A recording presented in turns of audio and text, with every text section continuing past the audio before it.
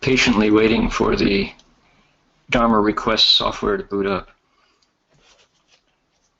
Sometimes technology just requires a lot of patience.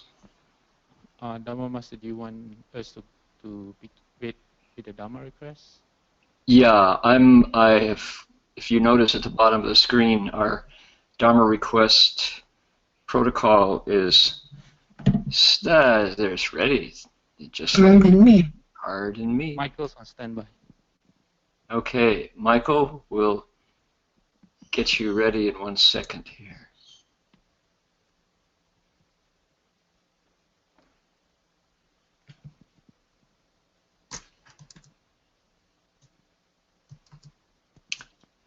All right.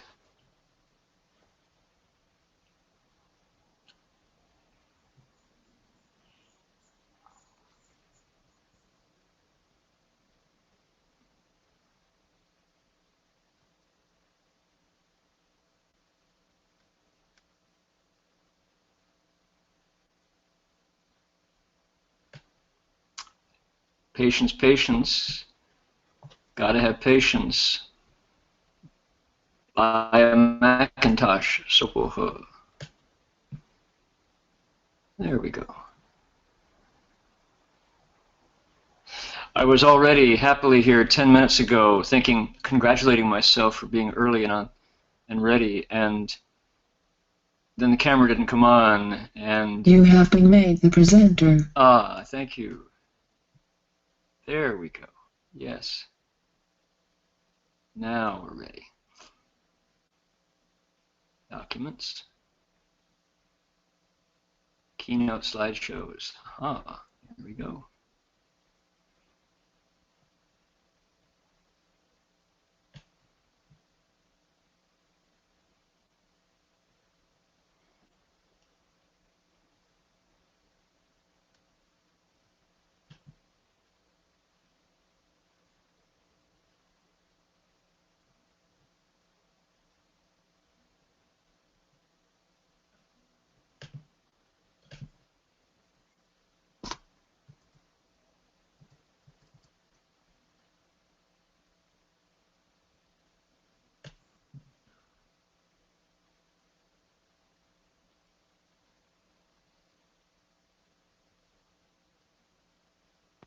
Heng Sure, we set up Josh's TV, and we have you on the TV right now, so it's almost like you're in front of us, almost.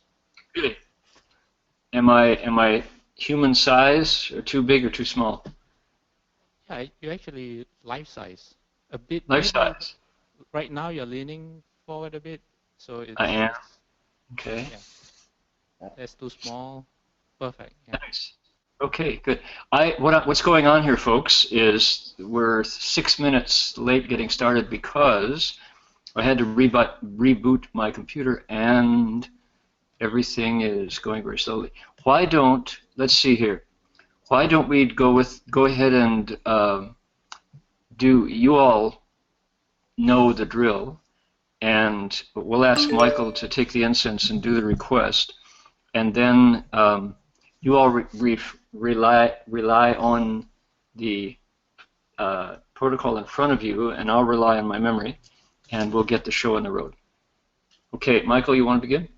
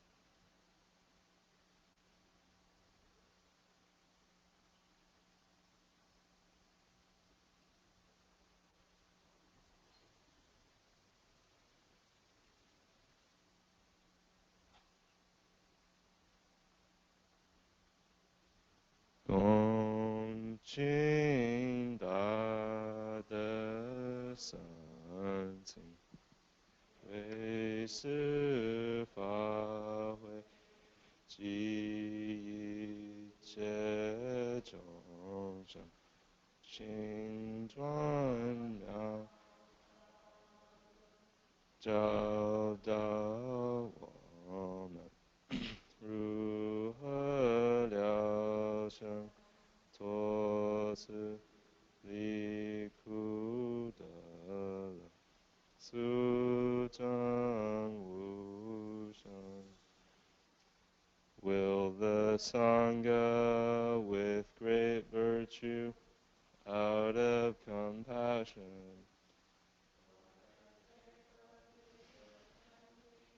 and all living beings, please turn the wonderful Dharma wheel to teach us how to leave suffering and attain bliss and end birth and death, and quickly realize non-birth. Namo tassa bhagavato arahato samma sambuddhassa. Namo tassa bhagavato arahato samma sambuddhassa. Homage to the Blessed Noble and Perfectly Enlightened One. Homage to the Blessed, Noble, and Perfectly Enlightened One. Namo Sadanto Suchedoye Alahadi Samyao Samputoshi. Namo Sadanto Suchedoye Alahadi Samyao Sanputosya. 无上甚深微妙法，百千万劫难遭遇。我今见闻得受持，愿皆如来真实。Supreme and wondrous Dharma, subtle and profound, rarely is encountered even in a million eons. But now we see and hear it and accept it reverently. May we truly understand the Buddha's actual meaning. Well, good evening, everybody in Berkeley, California, and hello to everybody who is in another time zone or who's watching this broadcast after the fact, archived on YouTube. We're here in Queensland, the southeastern corner of Queensland, the Gold Coast, and about to embark on the 7th ground of the Flower Garland Sutra. And we're going to go through our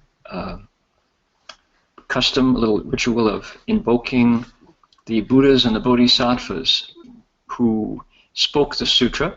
And here's how we do it.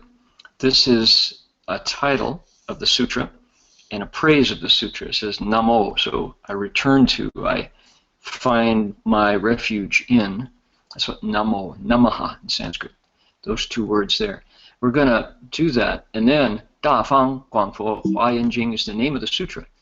The great expansive, the Buddha's Flower Garland Sutra, great expansive teachings. Then we also invoke and return to Huayan Hai Hui Fo Pusa, Avatamsaka Dharma, ocean-wide assembly of Buddhas and Bodhisattvas. So we'll do that right now. I'm going to pick up my Dharma instruments here, percussion instruments, so we all chant on the same beat. Here we go. Namo Da Fang Guang Fo Huayan Jing Huayan Hai Hui Fo Pusa. Namo Da Fang Guang Fo Huayan Jing Huayan Hai Hui Fo Pusa. Namo Da Fang Guang Fo Huayan Jing Huayan Hai Hui Fo Pusa. Mo da fang wang bo yen jing yen hai hui wo pu sa mo da fang wang bo yen jing yen hai hui wo pu sa mo da fang wang bo yen jing yen hai hui wo pu sa Namo Da Fang Fang Po Yen Jing Yen Hai Hui Wo Pu Sa.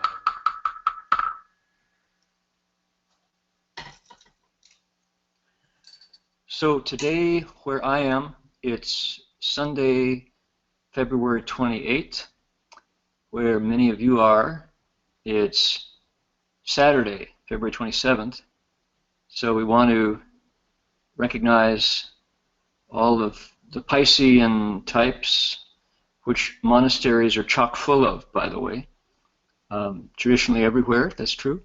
And lots of folks are having birthdays in monastic communities worldwide. So happy birthday, all you Pisces types. I think there's a couple of them sitting in the front row, if I'm not mistaken. You? Are you Pisces? I never, oh, were you too? Right. So let's see here. We've just begun the 7th ground, and I'm going to go into the text, parts we haven't explained, and talk about some of the reasons why we do the language the way we do, and then from the language we want to find out what it means, find out how we make sense of the teachings that are special for a 7th ground, 7th stage bodhisattva. And I really would be I'd be happier if people would ask questions. And don't wait for me to call on you, but I will if I'm forced to. Nobody asks. I'll hope that people will say, you know, does that make sense? What if we did it this way? Would it make more sense? And do I understand it correctly? You know, so poke around inside it.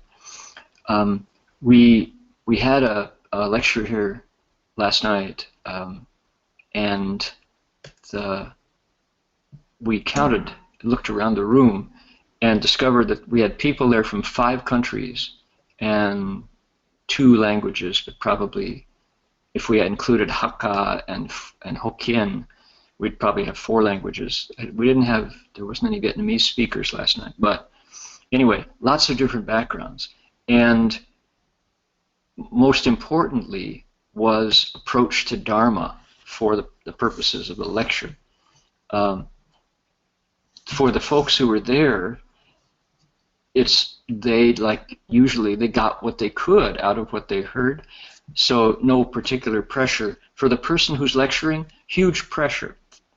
If you really want to communicate, if you take it seriously and you want people to get what you're talking about, it's a lot of pressure, because why?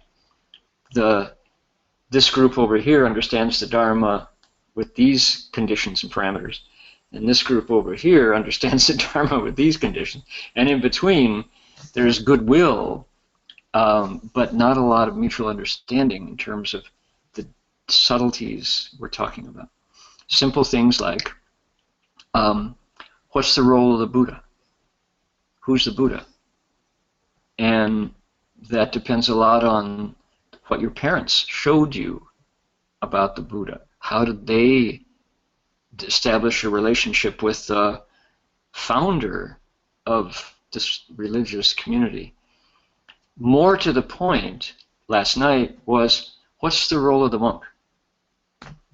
What's the job of the person in the robe who's doing the talking vis-a-vis the audience? And this group sees it this way, this group sees it very, very, very differently. And so for the monk who's there, or the nun who's trying to speak, like, I'm jumping back and forth and back and forth and back and forth, putting on one identity, putting on another identity. in Asia, for example, by and large, the monk is not to be questioned. Whatever you say, Fasher, that's the way it is. We take it pretty much. What we're doing with our minds, whether we're resenting that or arguing with you quietly, we'll never know. But definitely, you don't raise your hand and say, "Excuse me, do you mean to say that? Is this what you're trying to?" You know, not at all. And in the West, another group, let's say, modern educated people, or interestingly enough, not only the West, if you come from a generation in China who your parents were Red Guards, for example, young people who grew up second and third generation after liberation, after 1949, you have a very, very different approach to religious authority and to your ability to question. So all kinds of different understandings of what this thing is that's called understanding the Buddha's teaching. You know, putting myself in relationship to wisdom that was recorded 2,500 years ago and has been carried down into the present. How are we supposed to make sense of it now? Very different approaches, which is, I'm not complaining, mind you, it's a blessing to have an opportunity to expand my my understanding of what's possible. How do people approach spirituality and their insides? We're talking about the insides. How do you approach the mind that thinks stuff, the intuition that feels stuff, the imagination, the dreams stuff? What's your relationship to it? And then we add what the Buddha said, guidelines, maps, coaching, you know. So that's what we were talking about last night, and it plays on what we're doing tonight, and it's easier because why? We're doing one language aloud, but we're doing a second language on paper, on screen, you know. So a lot of these understandings are in play, and this makes it a richer stew that we're stirring up, veggie stew, right?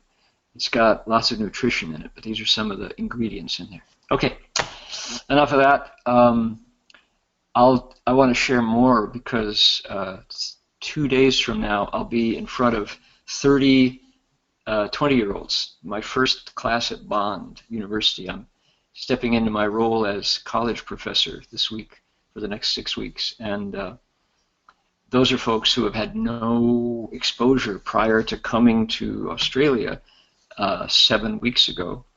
And my colleague Ian Johnson has prepared the students with the fundamentals and some of the foundational ideas of the Dharma.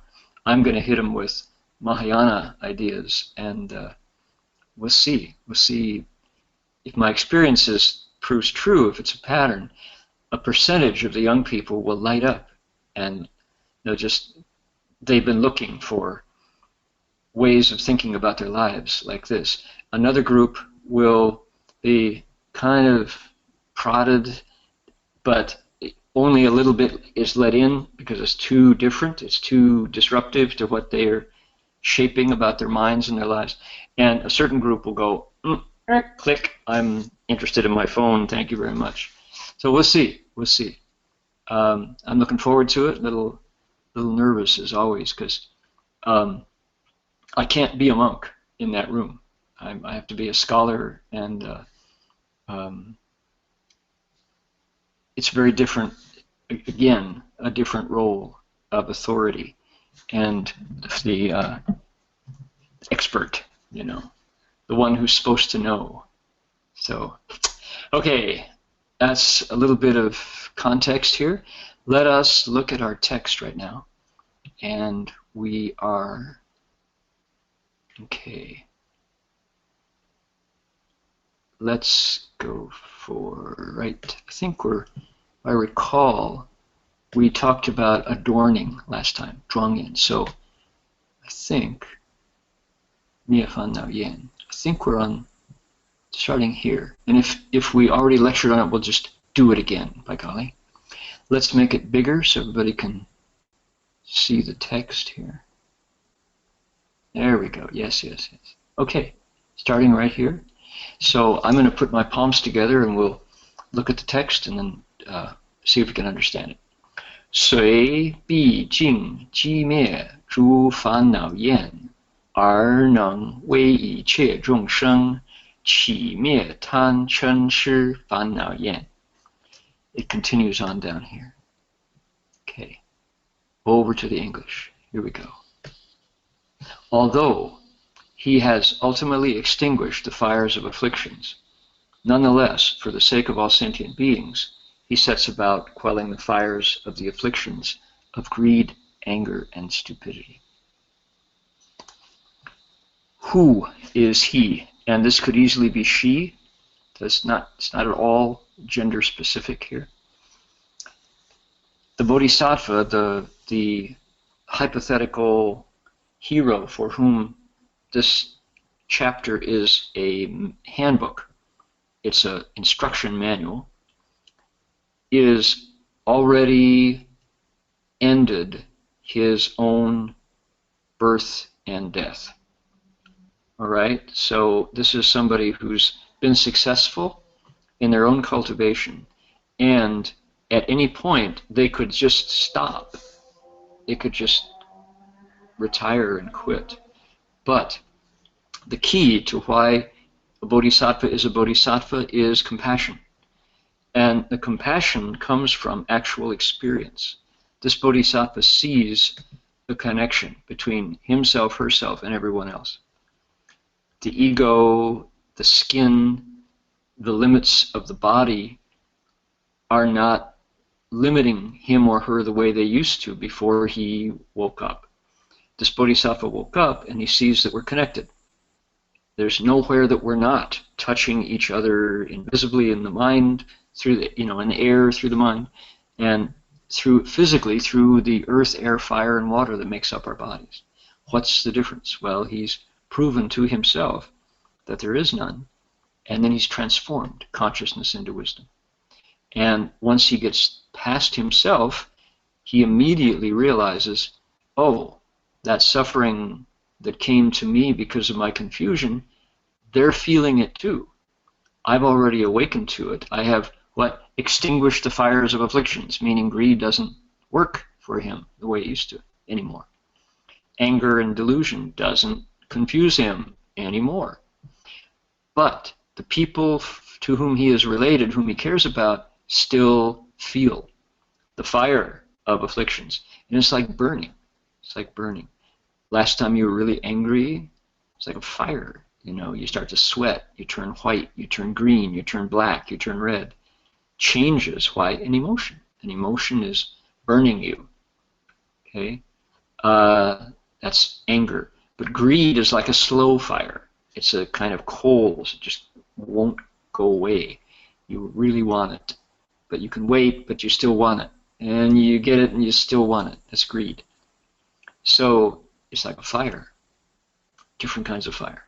So we could rewrite this and say, although he has ultimately extinguished for himself the fires of afflictions, or his own fire of afflictions, nonetheless, for the sake of sentient beings, other people, read your mom, your classmates, your pets, whatever sentient beings you're related to, you set about to quell those fires of affliction. Okay, that's pretty straightforward. I don't think there's much confusion. The way we've been explaining this is we've said in each of these sentences there's a pattern here. There are 10 of these. We're just at the beginning of the 7th ground. And what's built into these patterns is a seeming contradiction. It's a paradox, right?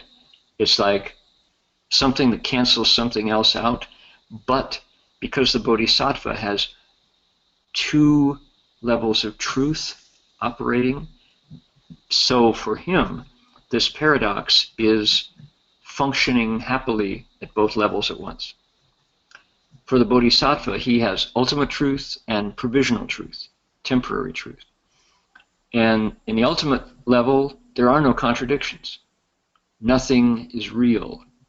But in the provisional realm of reality, everything that we see with our eyes, ears, nose, tongue, body, and mind seems real.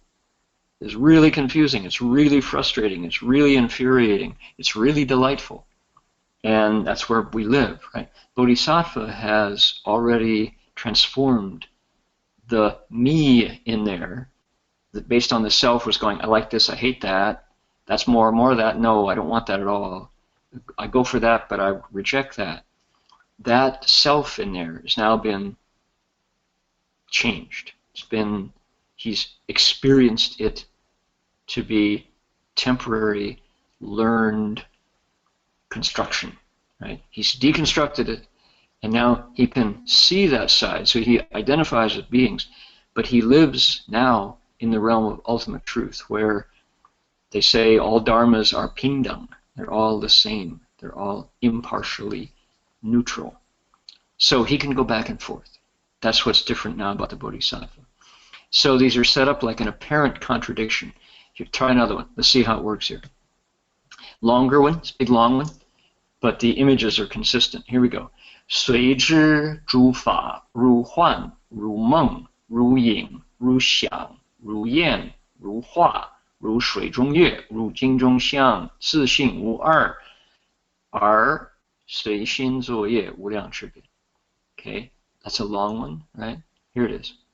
Although the Bodhisattva knows that all dharmas are like an illusion, like a dream, like a shadow, like an echo, like a mirage, like a transformation, like the moon in water, like reflections in a mirror, and in their own nature are not two, nonetheless, he accords with beings' thoughts as they create the many kinds of karma. Why? Because he is determined to teach them and to wake them up, to pull them out of the pit of delusion where things seem so real. All right. I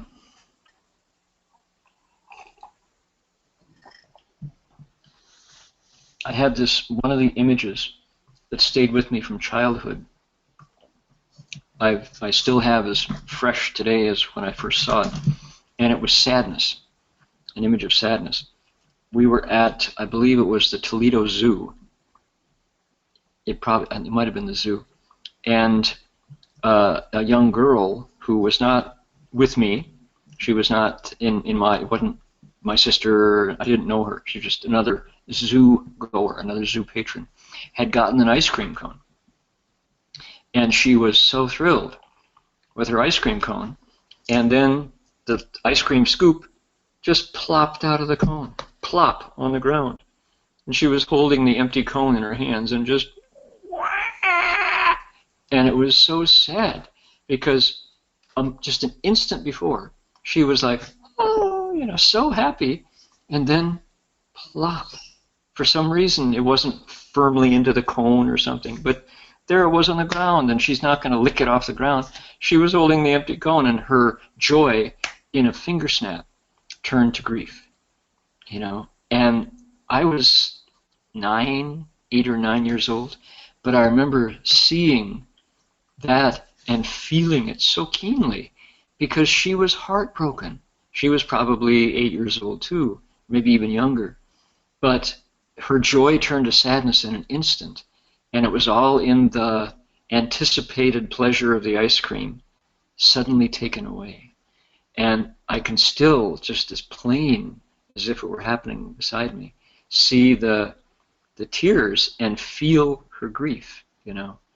And I was just this little boy, but I felt it, that this was really sad. And now, it had a happy ending because her kind-hearted dad took her by the hand and went back and got another ice cream. You know, the ice cream stand was just over there, and so her tears were still wet when she had her next ice cream, and he said, you know, squish it in there a bit, you know, or squish it in there. So she got to eat that one and walked around with an ice cream mustache for hours. And So the tears were not long-lived, but it was the suddenness of that flip. And I would maintain that all dharmas are the same. It's just a matter of time. Some are slower to flip, others happen more quickly. And it's not that every ice cream cone is a source of suffering. It's that both the joy and the sorrow of loss, the joy of anticipated pleasure and the sorrow of lost pleasure, are alike illusory. So, of the little girl with her ice cream cone, which one was real? Which was real and more true? The happiness of, I got an ice cream cone, strawberry, strawberry ice cream.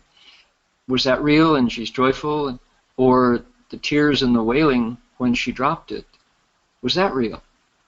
And I think the answer is all dharmas are like an illusion, like a dream, sometimes a bad dream, sometimes a sweet dream, like a shadow following the form. The sun goes, it just started to rain here suddenly, and it's dark and the clouds are covering the sun. So no shadows, but a minute ago there was bright shadows, like an echo. No sound, no echo, but if there's a sound, the echo follows. As soon as the sound is over, the echo's over too. Where's the reality? Well, it's like a mirage, like a transformation. Caterpillar to butterfly. Which one is real? Yes, right? The moon in water. Is it the real moon? Sure looks like it. Drink the water, drink your tea, and the moon is gone. You swallowed the moon in your stomach. Why'd you take the moon away? Spit it out. No, where did that reflection go? Reflections in a mirror. In their own nature, they are not two, no matter what they are. They're equally alike in that they are not, quote, real. Bodhisattva sees that, not just with things like ice cream cones, and states happiness going to sadness, going to happiness again, but he sees it in things like his own body, and the planet, and political parties, and wealth and fortune, and sadness and poverty, no blessings, equally alike, quote, not real. They are made of conditions, they come together, conditions go apart, they're gone, they're over. Okay? So, he accords with beings' thoughts as they create the many kinds of karma. What does that mean to accord with their thoughts? It means he understands how we trip ourselves up and cause our own suffering, and when the opportunity arises, he finds a way to move us towards serenity, insight, clarity, and compassion. Right? So he accords with beings' thoughts so that when the time comes, he can make us wiser and more compassionate. Okay. Questions, comments about that part? Gee, it sure looks dark in here. It's because it's dark outside. We just lost our sun. Let me turn on one more light here. Hold on. Unwrap my...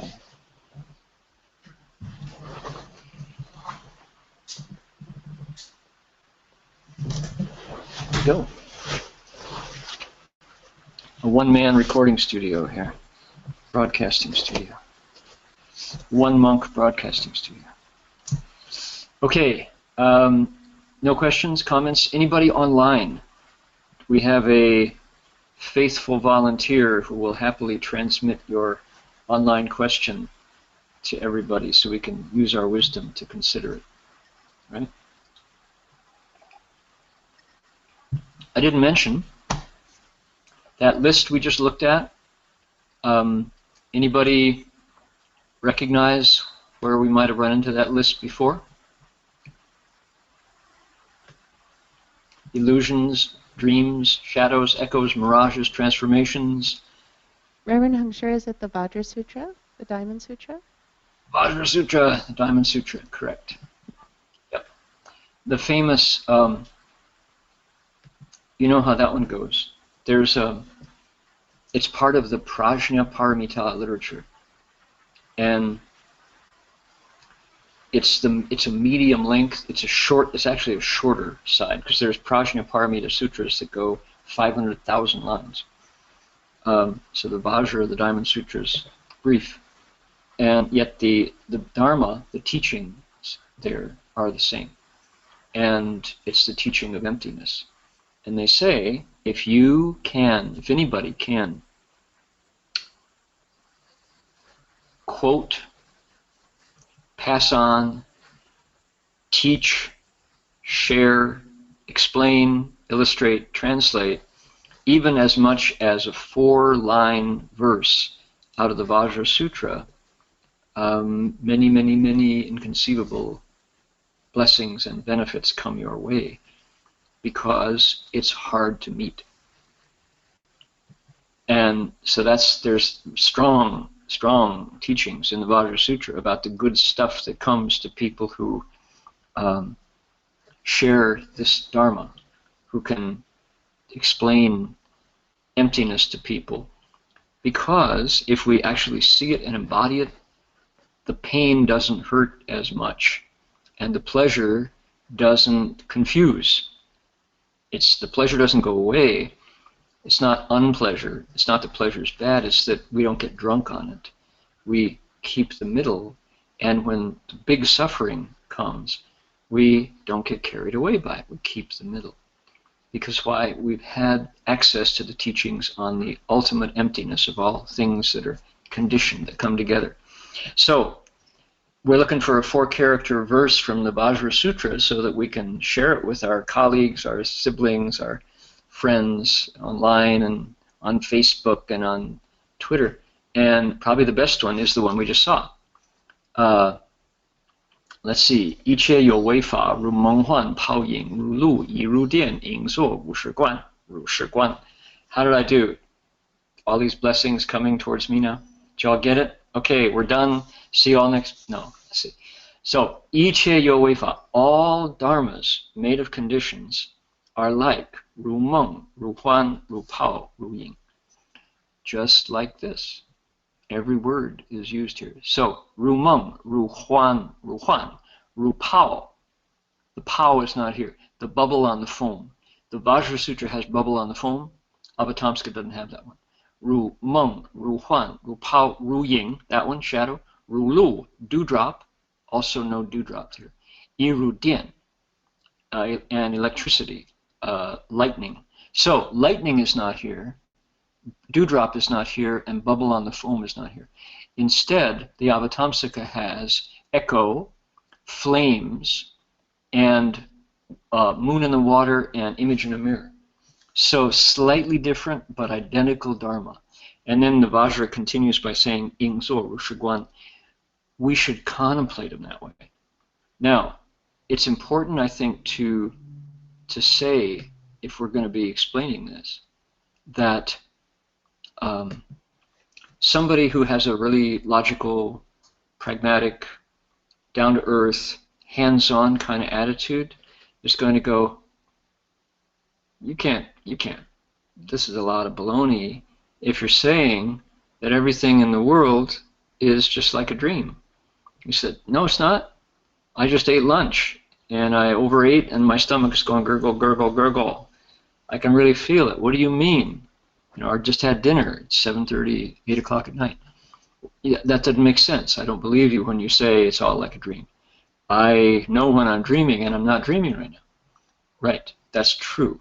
And the Buddha is not taking a philosophical position trying to convince us that all solid things are illusory. For example, wooden fish, right? If I hit it, it makes a noise.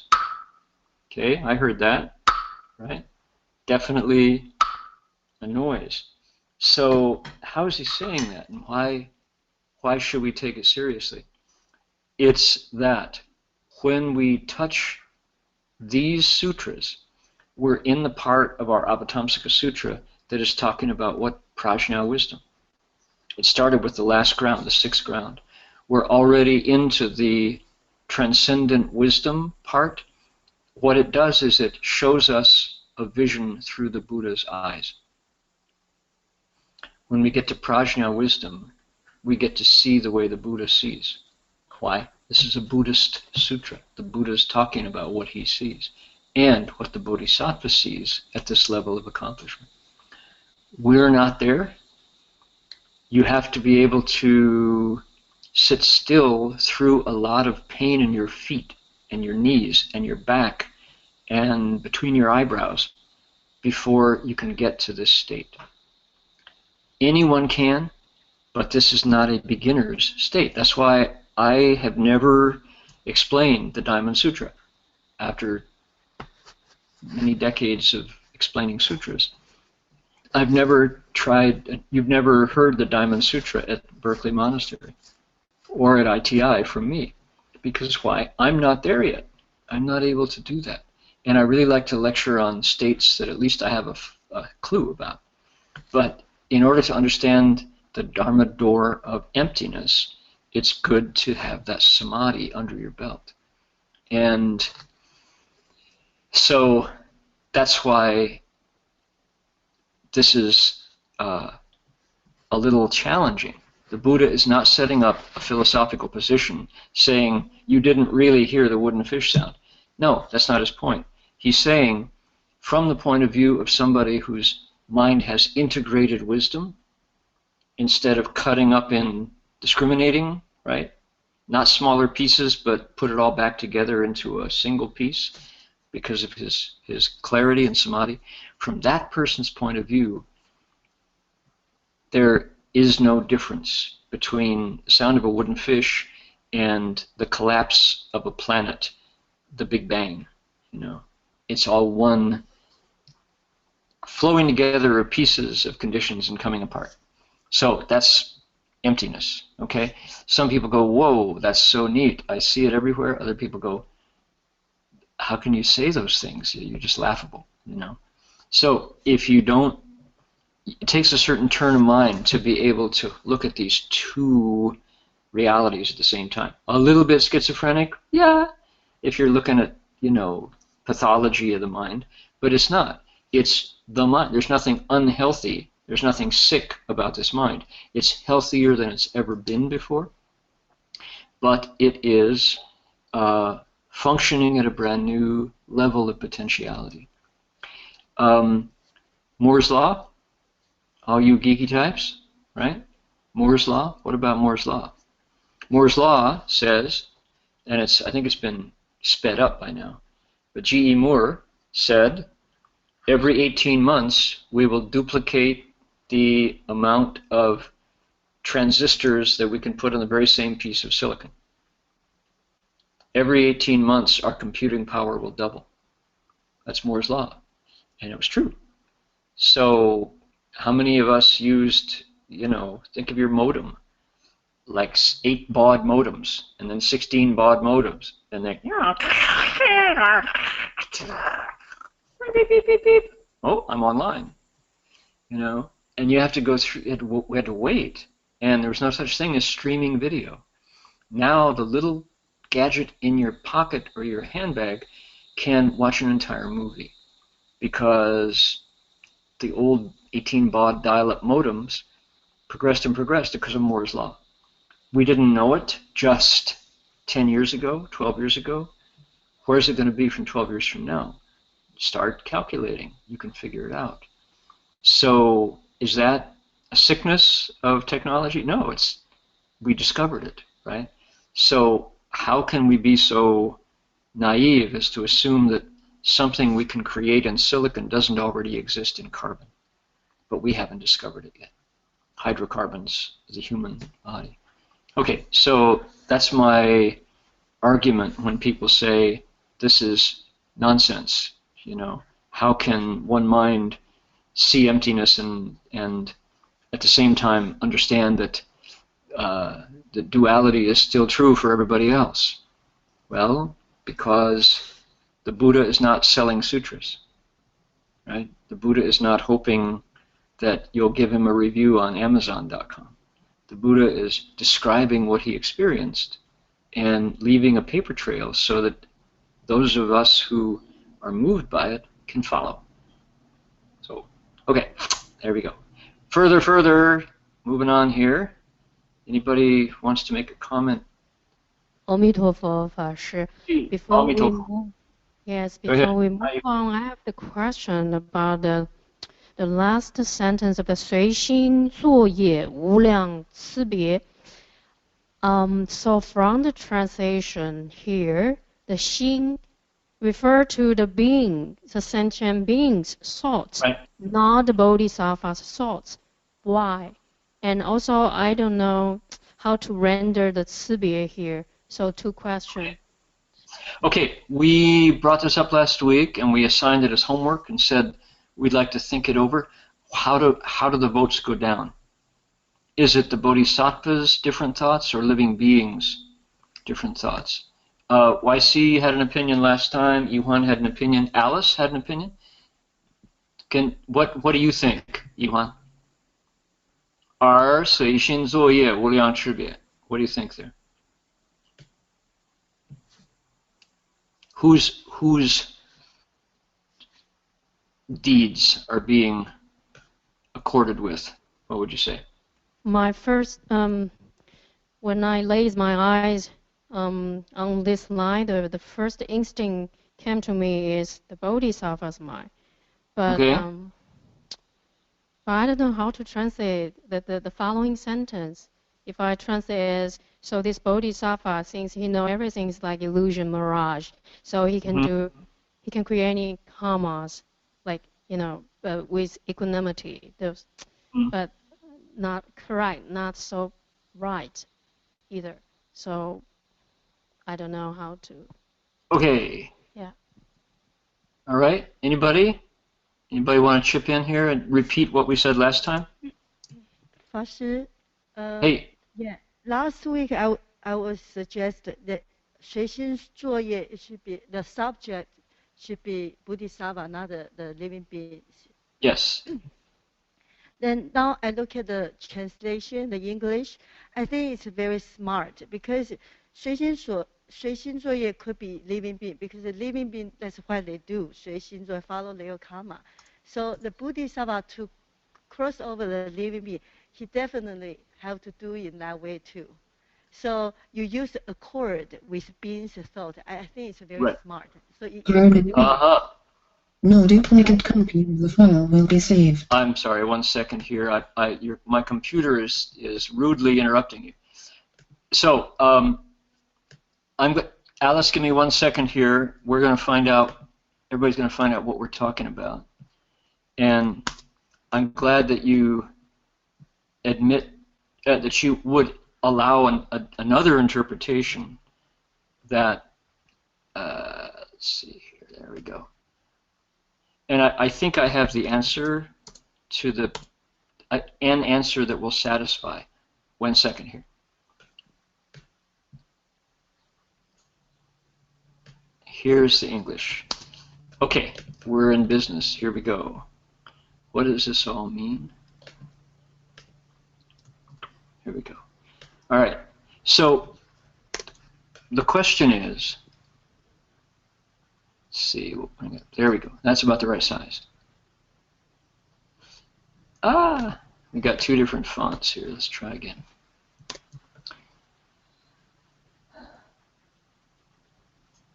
Okay, 48. Good. Here we go. However, nonetheless, he 随心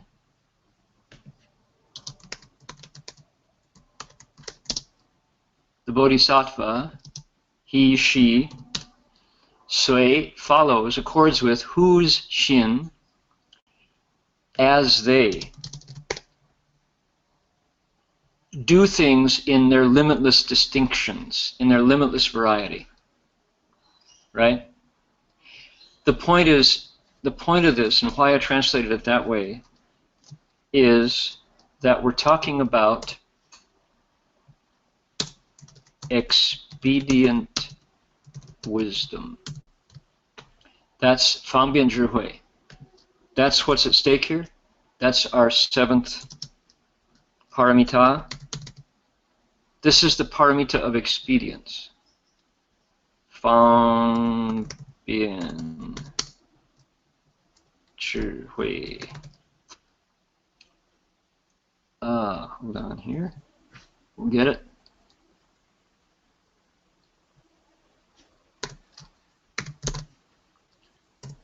Okay. This is what we're studying in the 7th ground. It's called 方便智慧. What does it mean? It means right now the bodhisattva has got these two kinds of wisdom functioning for him or her.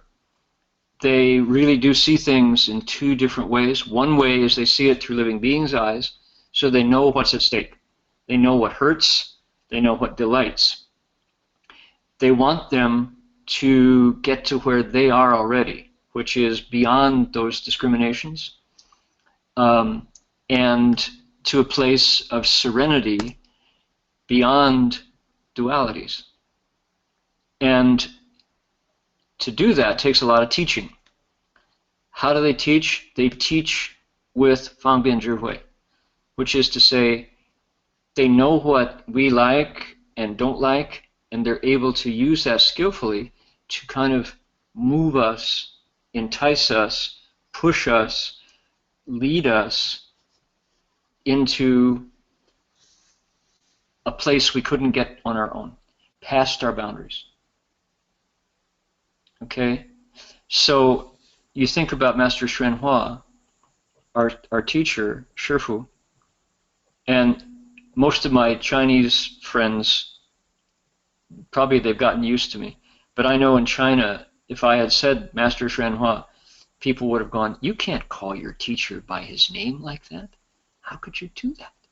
That's so disrespectful. You know? So I get these echoes in my mind of who am I talking to. So I'm talking in English in America, Australia, so I can probably just use Shifu's name.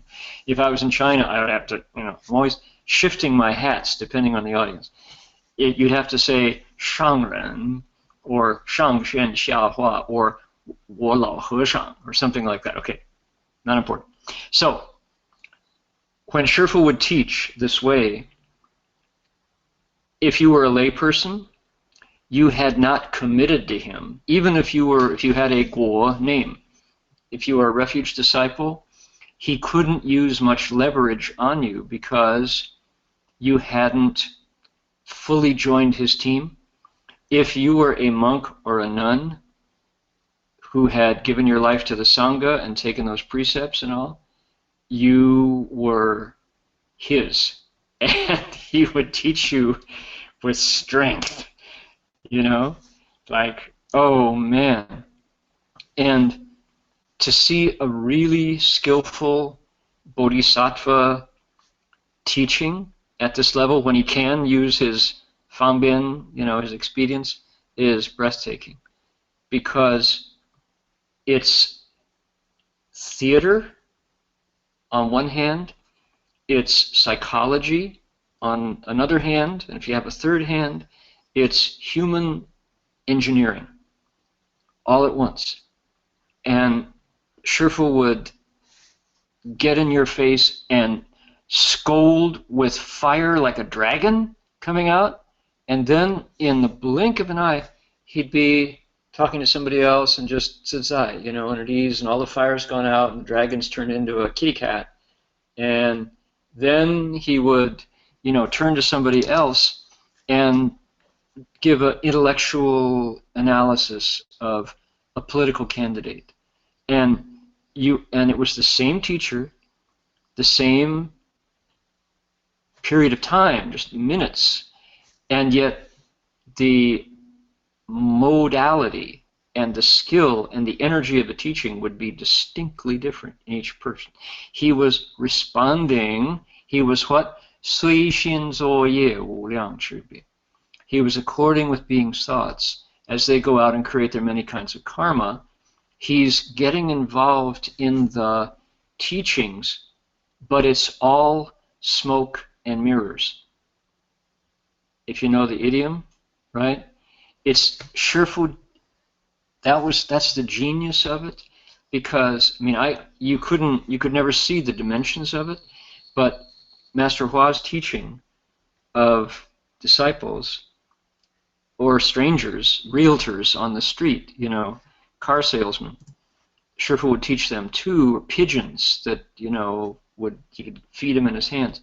He taught everybody, but when he was really teaching his disciples, he would accord with cause and effect.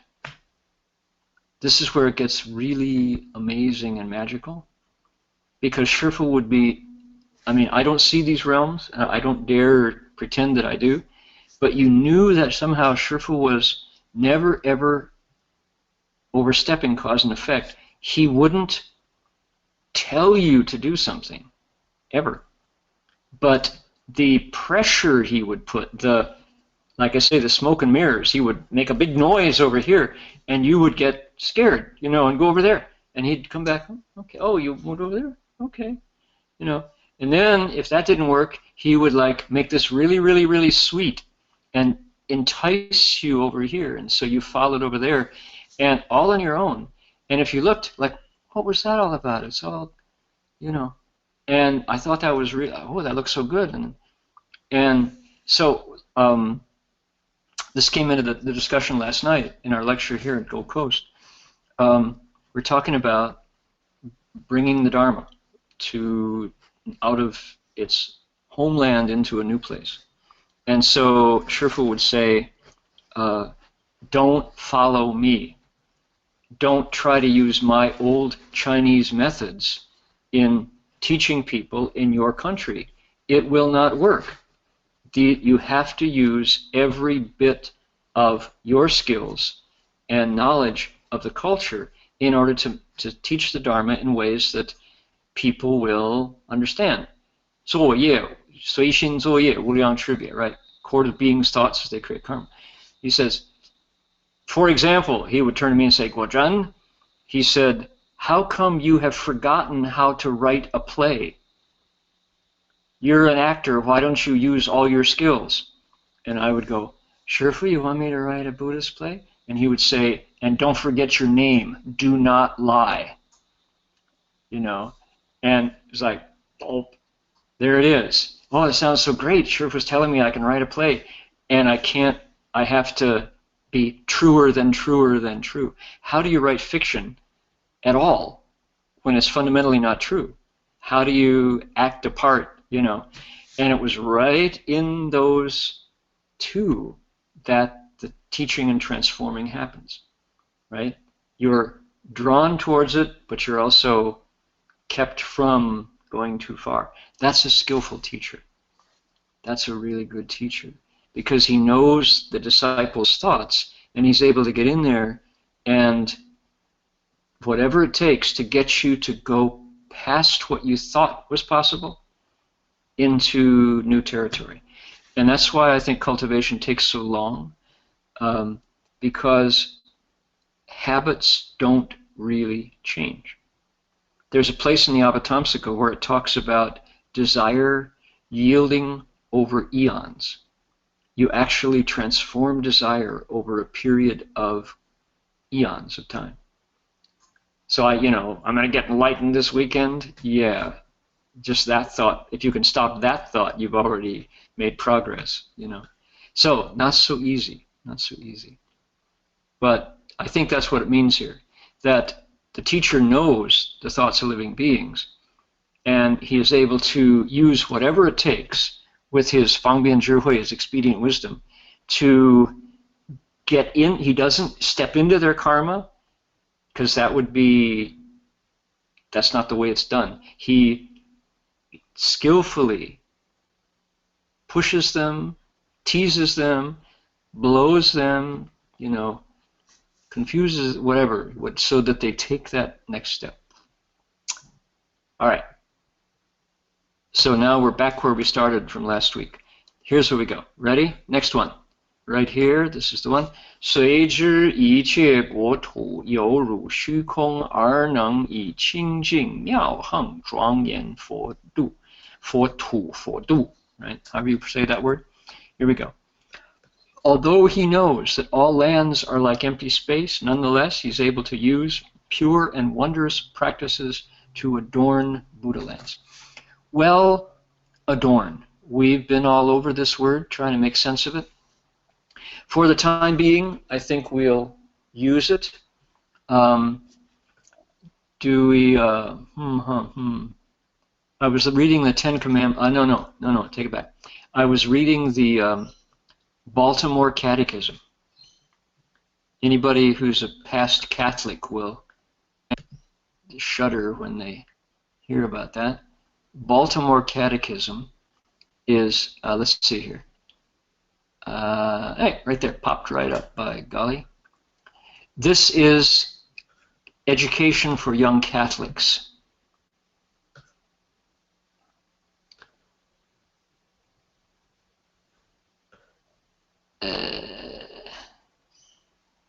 Made the world, she created heaven and all things.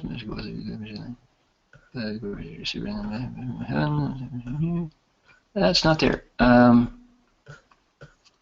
There's another version of it.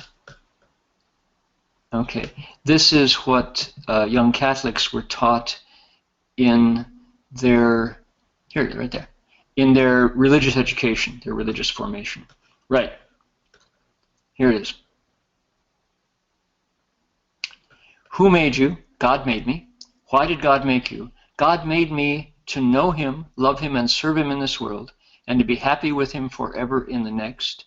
To whose image and likeness did God make you? Achievement soul of this free mortal experience. That's still enough finding what I was looking for. Okay, I was going to illustrate this verse of the sutra from the Baltimore Catechism because somewhere in there it says God made heaven and all things for His greater glory. Those are the key words. God made us for His greater glory. And all things, too. And you could interpret that in an uncharitable way, which means God is an egotist and He just wants, everything He made this was so that He could feel bigger and more adorned, right, more powerful. I don't think that's the way to understand that. I think that the more charitable way to translate that is to say that every aspect of a world, plug it right into our, here we go, right here. Every aspect of a land, a guotu, or a fodu, a Buddha land, let's say, you know, the land of utmost happiness, Amitabha's Pure Land. Every aspect of that is an expression of Amitabha's virtue. Even so, before Amitabha made his vows and cultivated, it wasn't there. He made his vows and transferred the merit, and it's all there. All of that wonderful manifestation is an expression of the Buddha's virtue. It's his greater glory, right? So if we think of it that way, just swap the language, then we make sense. God made humanity, He made me and all things to express the magnificence of His heart. All right? So if you think of it that way, then we have another, you know, we're talking. We shifted the language into stuff we understand. So, to use pure and wondrous practices for the greater glory of the Buddha land, instead of to adorn. Okay? If you're just joining, if you're listening in, you're thinking, what are they talking about? Here's the word in Chinese. 能以清净妙行庄严佛度. 庄严. What in the world does 庄严mean? If we translate it as adorn, which we always have, adorn, the first and second meaning in English is to beautify, to decorate. And that can't be what the sutra is saying. It's not that you're beautifying a land. You're not making it prettier. And that's what to adorn means. So we're looking for a better translation for that zhuangyan. And some of the choices have been dignify, magnify, to make magnificent, to what are some of the other ones? Jinchuan, what are our choices? You recall? I got it here. Are they here? No, not that one, not that one. Let's see here, we had some notes up. That's not it. Maybe it was the sixth patriarch. Let's see here. That was blessings and virtue. Dhamma Master is Here we are. Sorry. Honoring. What? Adorning, adorning, adorning.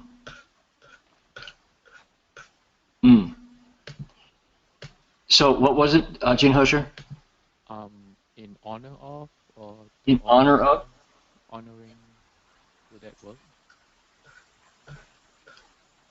I have. Let's see. If you don't mind me digging around through my folders here. Here we go. Yes, here it is right here. This was what we looked at. Here it is right here. It can be a noun, a verb, or an adjective. As a verb, it can be to decorate, to dignify, to beautify, to glorify, for the glory of, for God's greater glory, right? It can also be a noun, grandeur, greatness, or to adorn and beautify. Yeah. Okay. And then there's all kinds of Sanskrit, like the Avatamsaka Sutra, where we talk about that. So we're still out. The jury is still out about this word dignify, about adorn, because it appears so much. It's here all the time. The Bodhisattva's doing this. He is Zhuangyan Fodu, making these Buddha lands wonderful. And what could it mean? It might mean something like this. Okay, Bill Foreman from Colorado is saying, glorify, exemplify. Yeah. Here's what I think it means. One of the common themes in the Avatamsaka is the Bodhisattva transfers his merit and virtue to Zhuangyan Fojingdu. Yuan yi ci gong de Zhuangyan Fojingdu. Right? In our fundamental basic transference verse, that's what it says. May I give away all of the goodness that I've created here to Zhuangyan, that verb, Buddhist lands. What could it mean? Well, we hear about the Pure Land of Amitabha. Birds speak the Dharma. That's an adornment, right? That's a marvelous aspect. What else? There are pools with the 8 kinds of waters of merit and virtue. And these waters that you bathe in these pools are cooling. They're healing. They increase your memory. They increase your samadhi. You know, imagine if every time you stood under the shower, all this goodness happened to you, right? That's an adornment. The ground is yellow gold. The ground is made of gold. That's an adornment, right? The birds speak the Dharma. Oh my. You hear the birds, the birds in Australia speak something other than Dharma, I must say. The kookaburras say essentially twice a day, this is my turf, watch your step. That's the Dharma they speak. Is that adorned? Sure is funny sounding. So I think that's what it means, is that you're like an architect designing this beautiful place where living beings can live, different from a land that is made entirely of karma, like our land here, where, did you see, everybody see that there is a state, I won't name which one it is, that is legislating it's okay to market handguns for children. Weapons manufacturers are creating pink and blue guns to sell to children. Serious handguns, you know, with bullets that kill. they're marketing them entirely to children, and they're lobbying legislature to make it legal. So that's the karma of our country inside. That doesn't happen in Canada. Doesn't happen in Japan. Perfectly first world developed countries don't all want everyone to have a weapon. But we do. We have gone past our common sense in creating handguns sold to children. That's the latest, says the New York Times. So, okay, that's a world made of karma instead of made of adornments by transference. Okay, we got to move on here. Oh, Hi. Can I make a comment? Just because we were talking about the Vajra Sutra and the adornment of Pure Lands. There you go. go. So happened we're studying that in DRBU. So I actually have a passage on that where the Buddha talks to Venerable Subhuti about adoring the Pure Lands. And in the typical Vajra style, it goes through because basically because this is not real adornment, it is merely called the adornment of the Pure Lands, or adornment of the Buddha lands. So the Buddha empties out the adornment of the Pure Lands. So Buddha basically asks, okay, so let me say the comment again. So Subhuti asks, what do you the Buddha asks Subhuti, what do you think? Do the Bodhisattvas adorn Buddha lands? And the answer is no, World Honor One. Why? Because this is not a real adornment. It is merely called adornment of Buddha lands. So this is a kind of a movement of the back and forth. But the commentary that Great Master Hansen gives is actually very interesting. Because he says that, so he says, the Buddha lands are pure. How can the Pure Lands be adorned with the 7 treasures piled up in heaps as ornaments? And so he basically says, why, if the Pure Land's so beautiful already, what's the use of making it pure? Right? And so then it moves. Yeah, so he's then it moves. Devil's advocate. Yeah. And so the Buddha actually goes to the next one. He says, Subhuti, this is actually why the Bodhisattvas develop a pure and clean mind, which should not abide in form, sound, smell, taste, touch, and dharmas. They should develop a mind which does not abide in anything, which is that quote the 6th Patriarch heard and woke up. Right. Yeah. Don't stop anywhere as your minds go through. And so basically the Buddha here, or the commentary by Great Master Hansen says, the true way to adorn the Pure Land is by purifying the mind.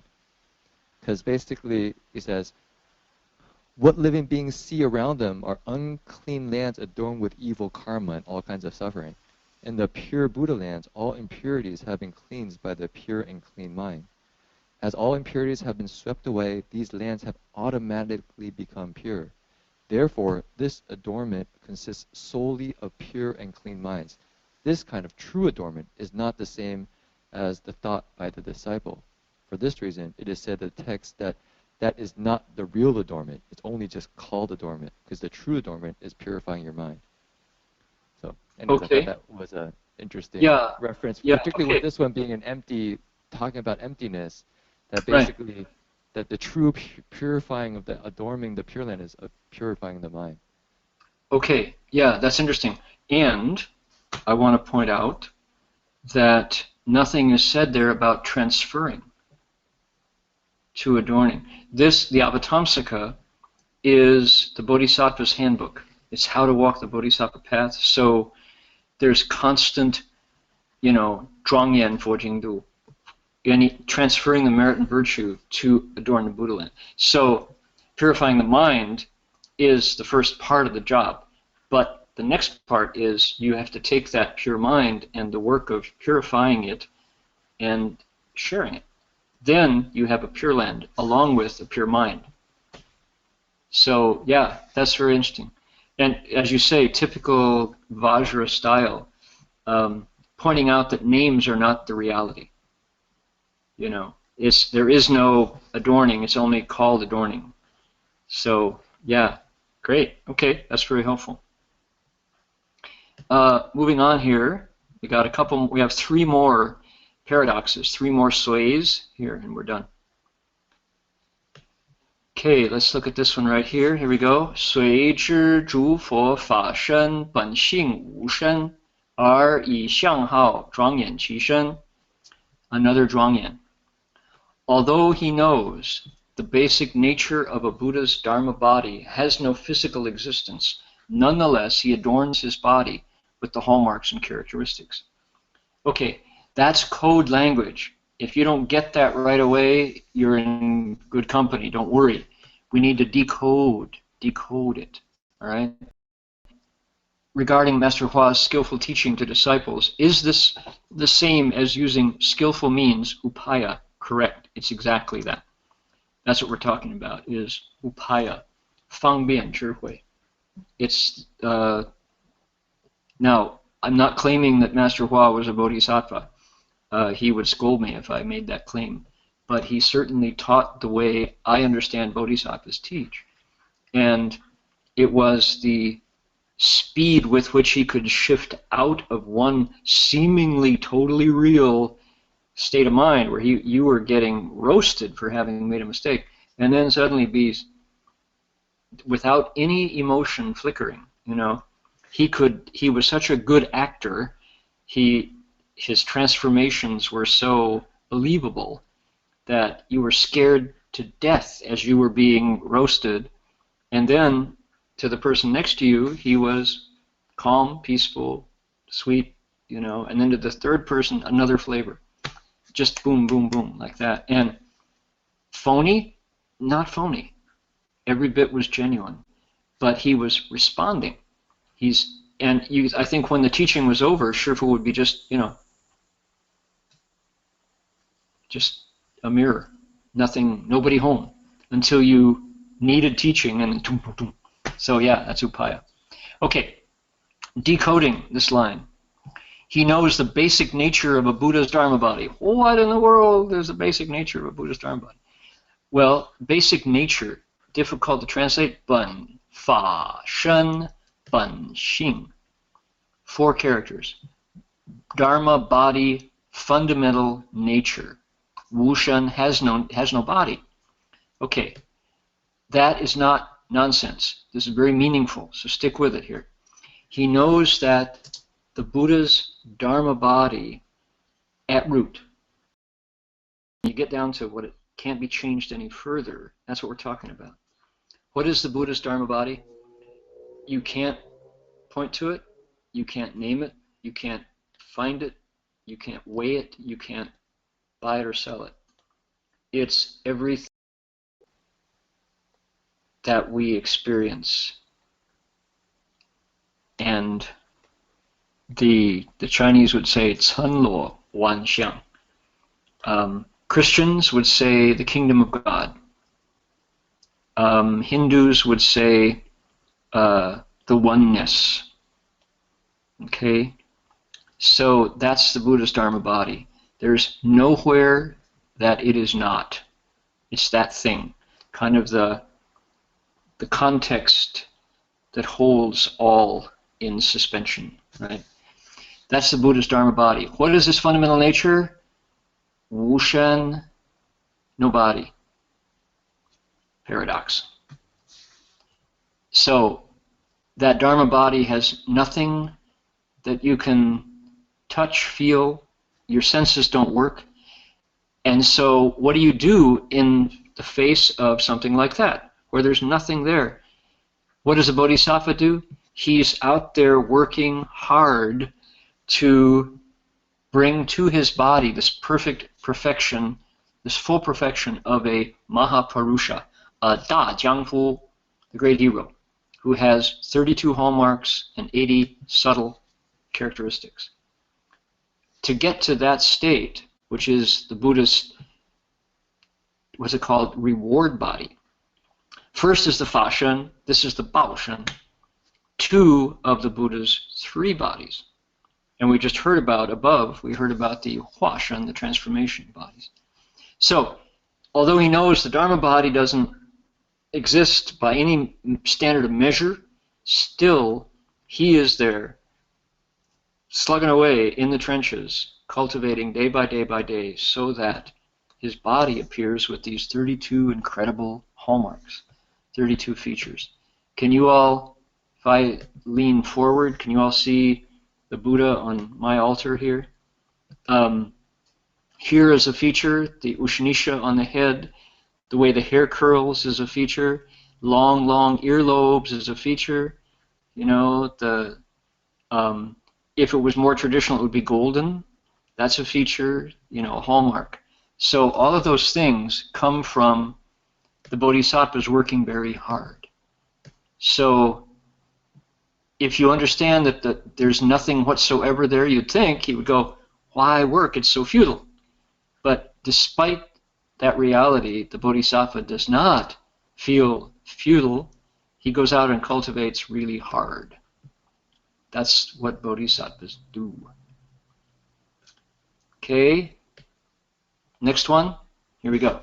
随之诸佛音声性空寂灭，不可言说，而能随一切众生出种种差别清净音声。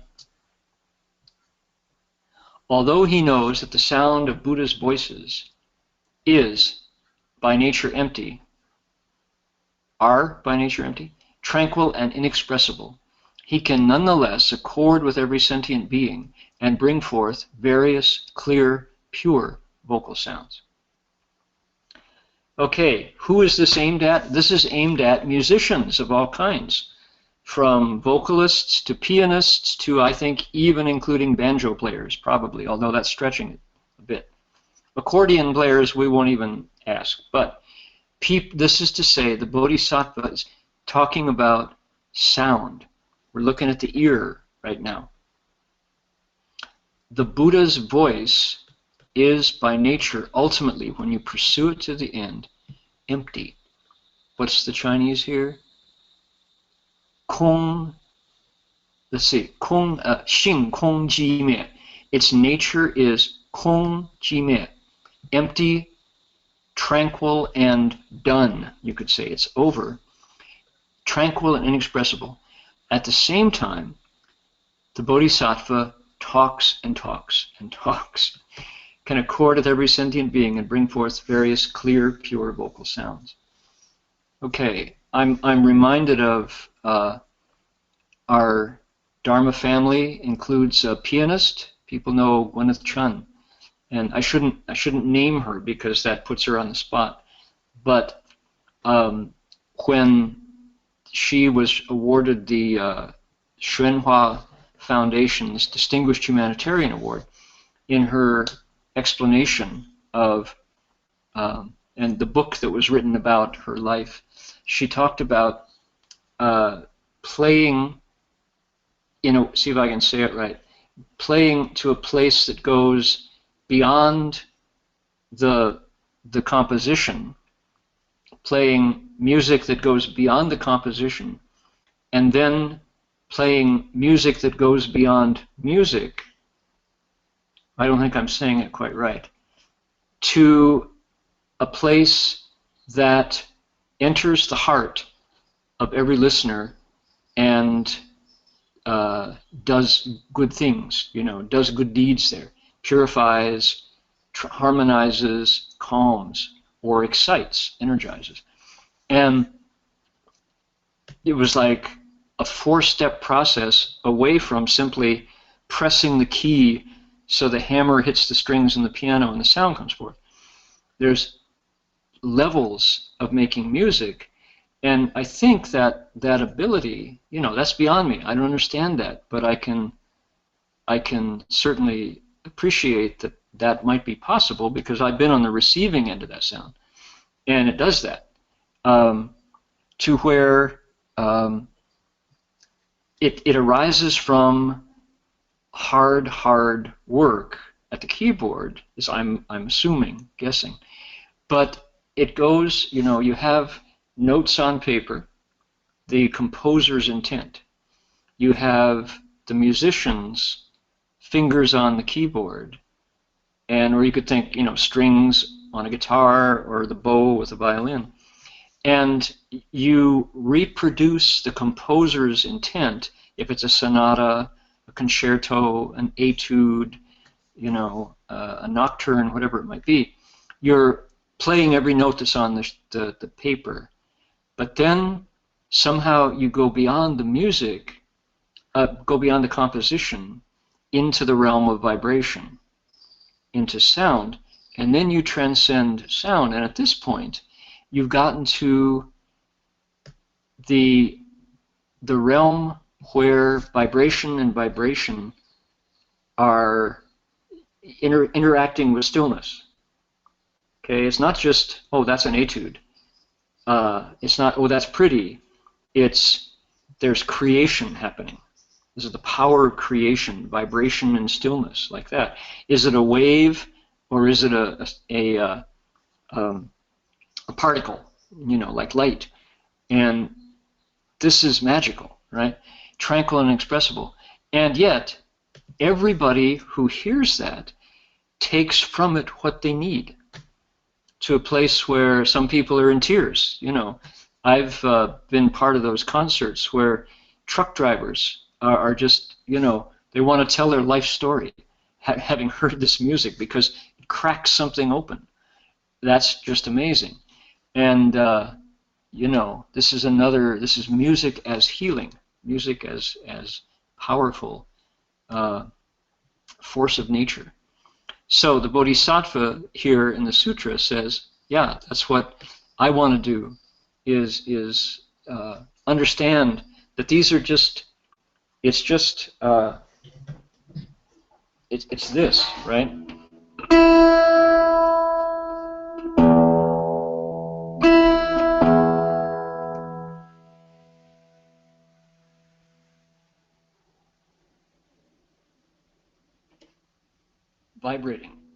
Vibrating and vibrating, and out in space, those vibrations go, where do they stop? Maybe they just keep going forever, who knows?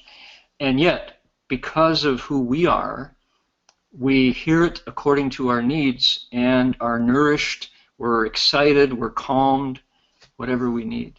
Now, is that Gwyneth's state? I'm not going to suggest, that would be not fair to her to suggest that's what she's doing, but I do know that that music has many dimensions.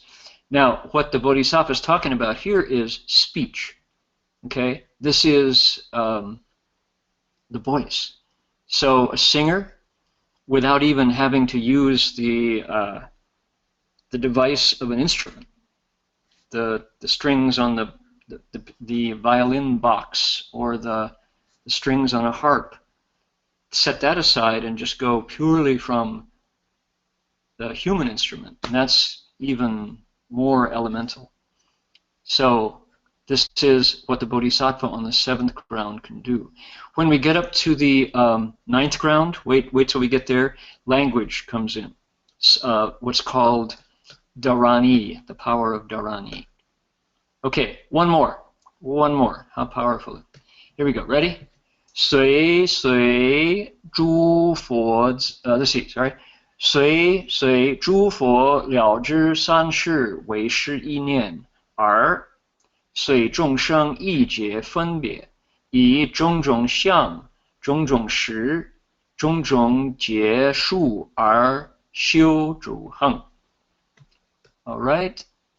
Although the Bodhisattva accords with the Buddhas in understanding that the 3 periods of time are just a single thought, nonetheless, he accords with the discriminations and understandings in the minds of sentient beings and uses various qualities, various times, and various numbers of eons to cultivate practices. So we're thinking, how long do I have to keep this up? Don't I get to graduate at some point? So he accords with the Buddhas in understanding that past, present, and future are nothing more than a thought. It's like, good grief. Really? Yes. Still, he parks that wisdom and goes to work. He accords with what sentient beings do, which is discriminating here, attaching there, understanding this, misunderstanding that, and he uses whatever he can to teach them. Qualities, times, eons, cultivate practices to teach them. Okay, so that's the last of our paradoxes. What about this? People get it? I mean, this is food for my soul, food for my spirit. Knowing that, you know, it's here in print is the highest kind of Dharma medicine. Incredible. Let's conclude. We have one little summary sentence and we'll be ready for the next part. Okay, last one. Here we go.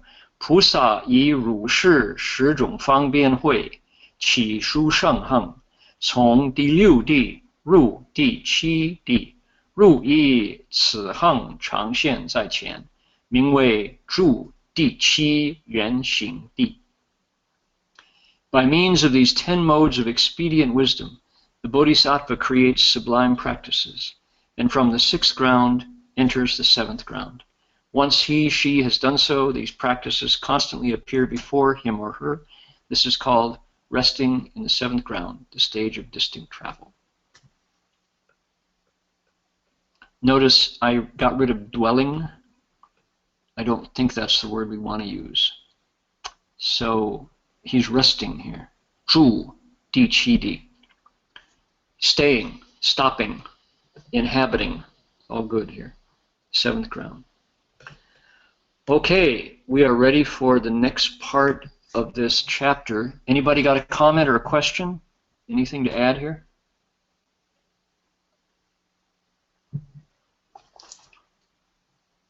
Anybody online got a comment or a question?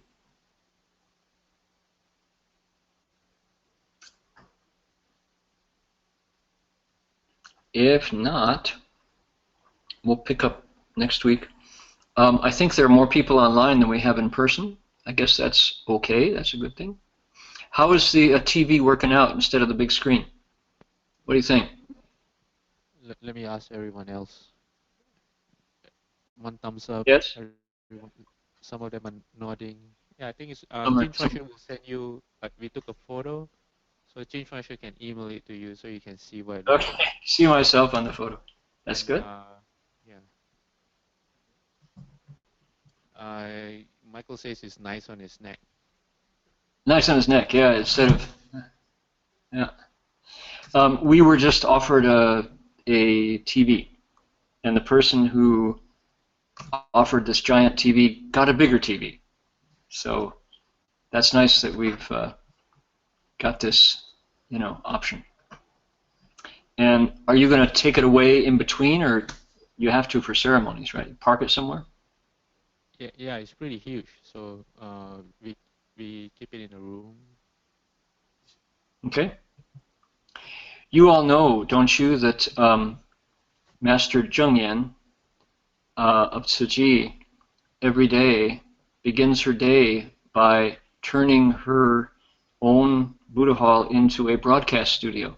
Rolls out the cables, rolls in the cameras, microphones, and gives her Dharma talk every day. And then when it's over, rolls the cameras out, rolls the microphones back, picks up the cables, and gets on with the day. This is part of her every day, So we do it twice a week for Marty on Friday and me on Saturday. Okay, some announcements here, and I hope you all have some there too. This coming weekend, next week will be normal as usual. Following that, the next week, I have been invited to Uluru. Uluru is also known as Ayers Rock. Non-Aussies know it as Ayers Rock. I know it as Uluru because that's what everybody's calling it. That's the Aboriginal name for it. And it's right in the center of Australia, and it's a big red rock, like a mountain. And people say that it is one of the planet Earth's major power points, as people say, people who pay attention to such things. And by the way, they also say that Mount Tamalpais is another one, our local mountain. So I've been invited by the Metta Foundation to go to Uluru and spend a weekend there, along with many, many other Buddhists from Malaysia and Singapore and around Australia. So it's Bhante Mahinda, if anybody knows Dharma Master Mahinda, Bhante Mahinda. So Uluru. Let's see if we can show it to people. You have seen it before? It's supposed to be quite an amazing place. Here's a picture of Uluru at dawn. And it's sacred ground for the original custodians of this land here. So I'll be going there. Not this week, there's from above, but next week. And we'll invite the Dharma Masters at BBM to give the talk.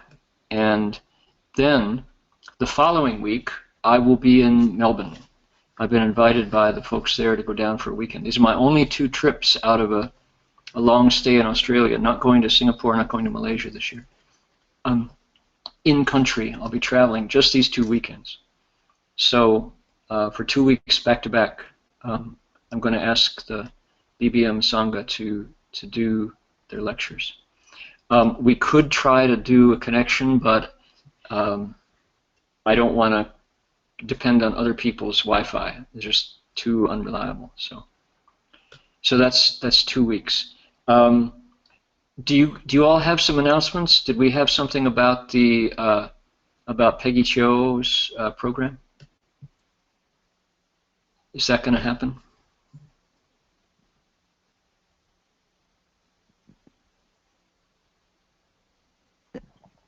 We are planning that, and we'll have a post to announce to the public. Okay. All right. So maybe it's premature. What do you have the dates, Weissing?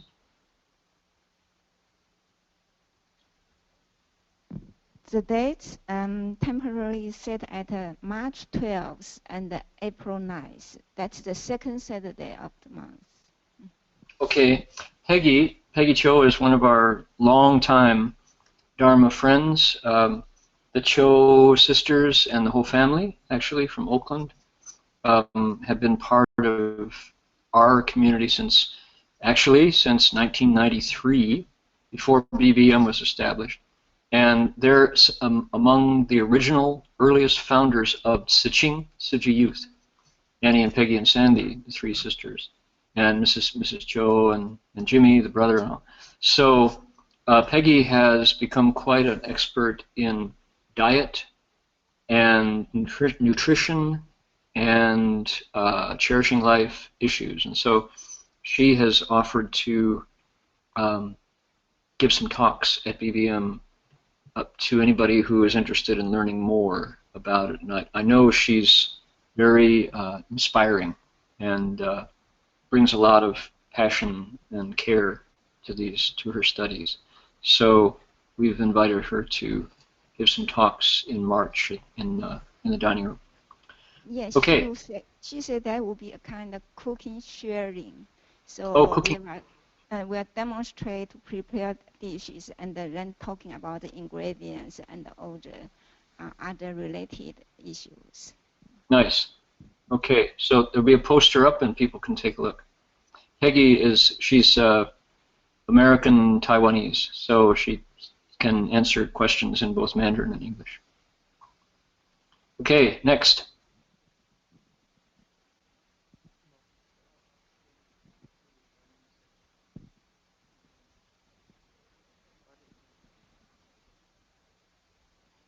Yeah, I think March 12th we have Guanyin section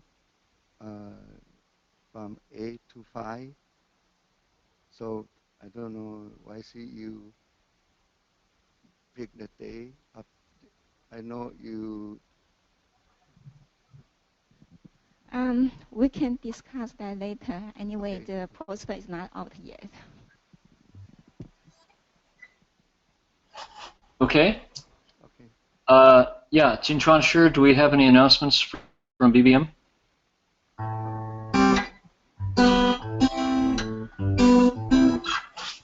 No, we're pretty much on the regular schedule. University classes are still going on, and the regular classes are all going on as normal. So, okay. Nothing new. Okay, so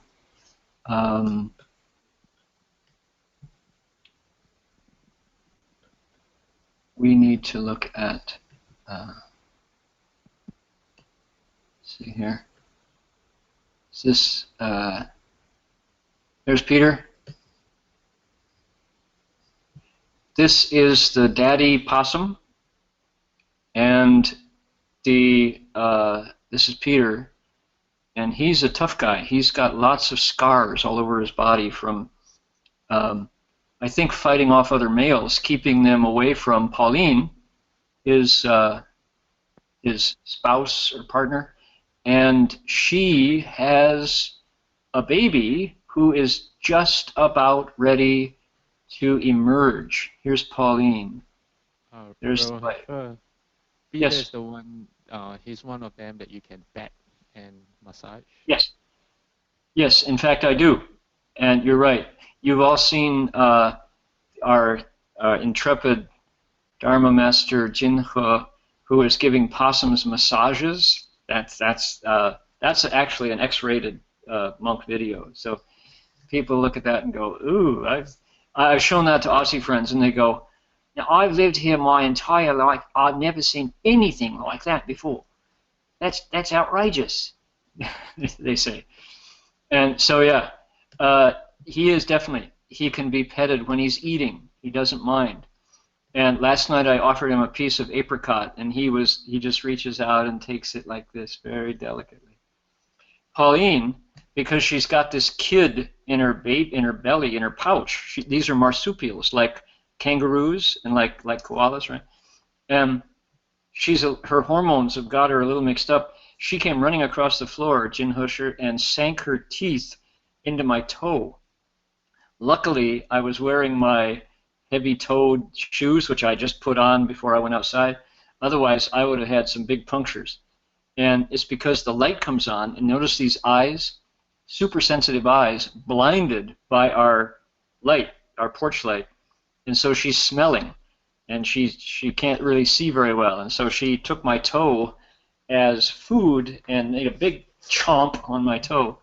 And thank goodness I was wearing my heavy rubber-toed shoes. Otherwise, ouch, that would have been a trip for a tetanus shot, I'm afraid.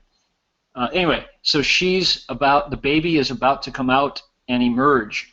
And I'm told by the local folks that the baby clings to her back for months while she comes out at night.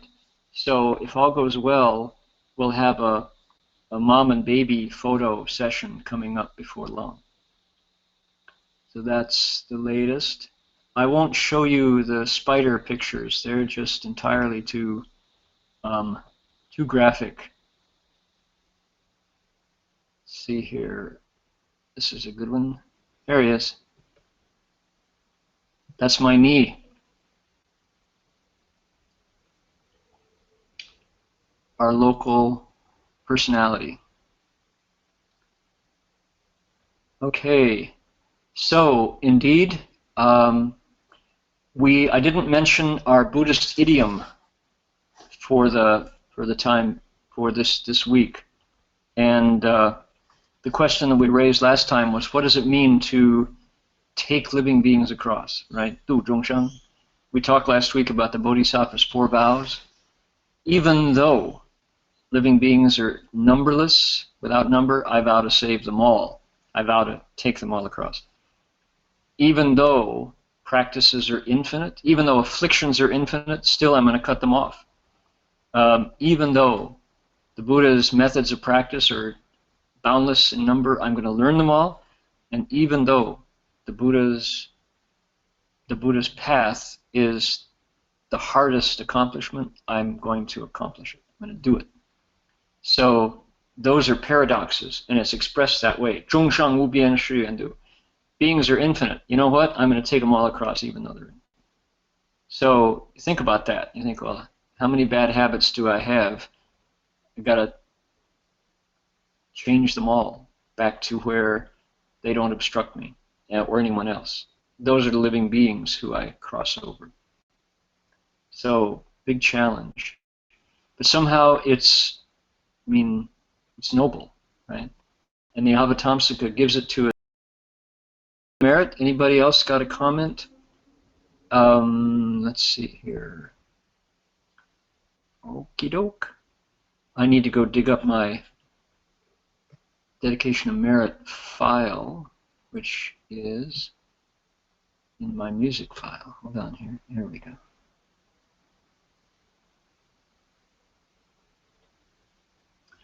Very much appreciate everybody's hard work in putting this webcast online and getting it out there onto YouTube so folks can watch it.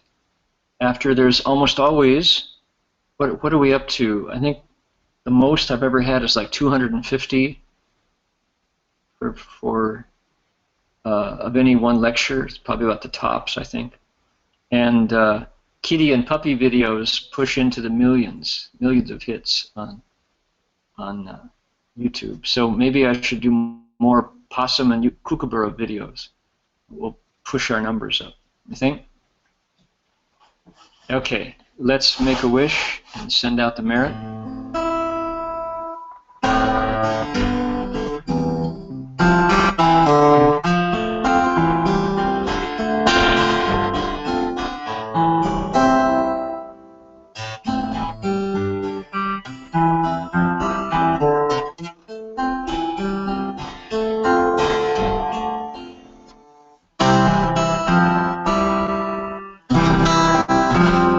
May every living being, our minds as one and live life, share the fruits of peace, with hearts of goodness, luminous and bright.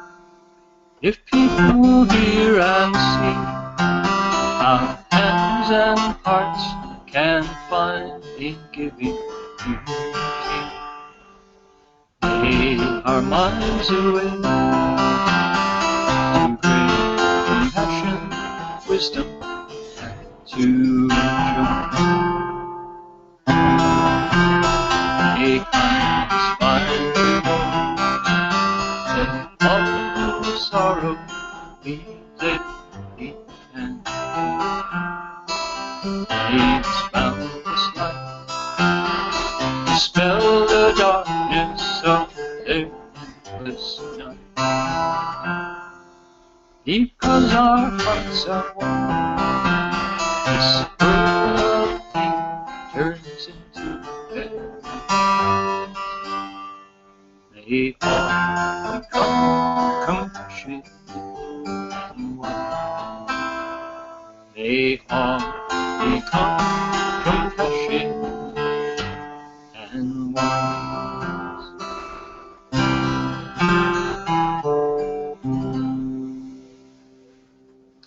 Okay, we'll bow to the Buddhas and see you all next week. Amitofo. Bye, everybody.